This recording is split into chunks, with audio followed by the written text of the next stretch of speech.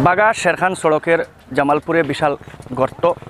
সড়কের মধ্যে 2-3 দিন আগে বিশাল গর্ত সৃষ্টি হয়েছে। এতে যানবাহন চলাচলে বিরাট প্রতিবন্ধকতা সৃষ্টি হয়েছে, যাত্রীদেরও অনেক অসুবিধা হচ্ছে। বাগা শেরখান সড়কের উপর যে অংশে বিশাল গর্ত সৃষ্টি হয়েছে সেই অংশর ওইদিকে রয়েছে যেমন জামালপুর, কুলিছড়া, শেওড়ারতল এবং মিজোরামের এক বৃহৎ অংশের মানুষ এবং তৈরেল হাইড্রো ইলেকট্রিক প্রজেক্ট বা নেপকো প্রজেক্টের বাড়ি বাড়ি যানবাহন চলাচল এই রাস্তার উপর দিয়েই করে থাকে।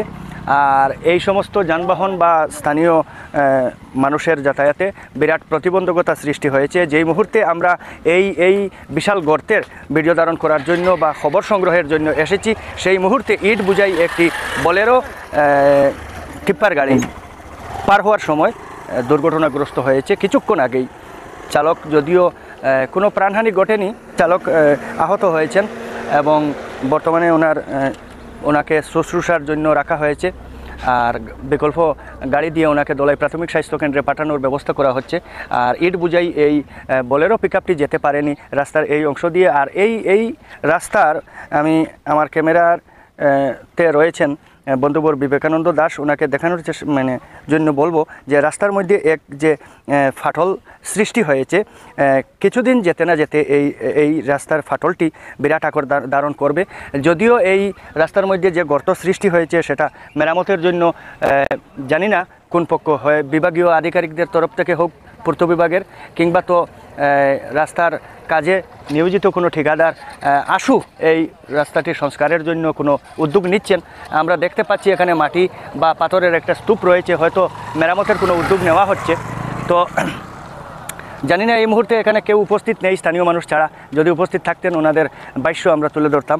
তো এই রাস্তার অংশটি যদি আশু মেরামত করা না হয় বা সংস্কার করা না হয়, এখানে যে জায়গায় বিরাট গর্ত সৃষ্টি হয়েছে সেখানে নিচে একটা কালভার্ট রয়েছে, হোম পাইপ ঢুকানো রয়েছে, সেটা সম্ভবত ভারী যানবাহন অতিরিক্ত বার বোঝাই লরি চলাচল করতে গিয়ে এই যে হোম পাইপটা ফেটে গিয়েছে সম্পূর্ণভাবে, যার জন্য এই রাস্তা এই যে কালভার্ট সদৃশ এই অংশটি ভারী যানবাহনের বার সহ্য করতে না পেরে হোম পাইপ ফেটে গিয়ে এখানে বিরাট গর্তের সৃষ্টি হয়েছে। আর এই যে অবশিষ্ট অংশ দিয়ে আর যানবাহন চলাচল করতে পারবে বলে আমরা মনে করি না, কেননা অল্প কিছুক্ষণ আগেই একটি বোলেরো পিকআপ দুর্ঘটনাগ্রস্ত হয়েছে। আর বিকালের মধ্যে হয়তো অটো বা বাইক এগুলো যেতে পারবে বলে মনে হয় না। তো শীঘ্রই এই অঞ্চলের জনগণ এবং যানবাহনের যাতায়াতের সুবিধার্থে এই অংশটি শীঘ্রই মেরামত করার প্রয়োজন রয়েছে। আমরা এলাকাবাসীর পক্ষ থেকে দাবি জানাচ্ছি যে বিভাগীয় আধিকারিকদের যাতে এই অংশটি শীঘ্রই মেরামত করে যানবাহন চলাচলে এবং জনগণের সুবিধা করে দেওয়ার জন্য। আর এই মুহূর্তে আমাদের কাছে যে ভিজুয়াল রয়েছে বা দৃশ্য রয়েছে উদ্দেশ্যে তুলে ধরার চেষ্টা করছি।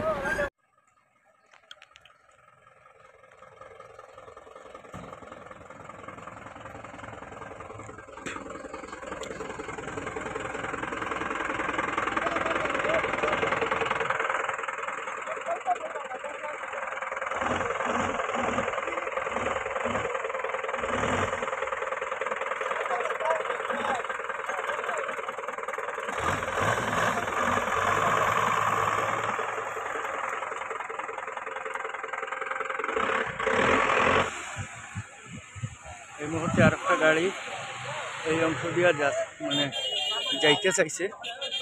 তো যদিও গাড়িটা দুর্ঘটনাগ্রস্ত হওয়ার চরম আশঙ্কা দেখা দিছে। তো এই অংশ দিয়া আমরা আগেও উল্লেখ করছি যে যানবাহন চলাচল আর সম্ভব নয়।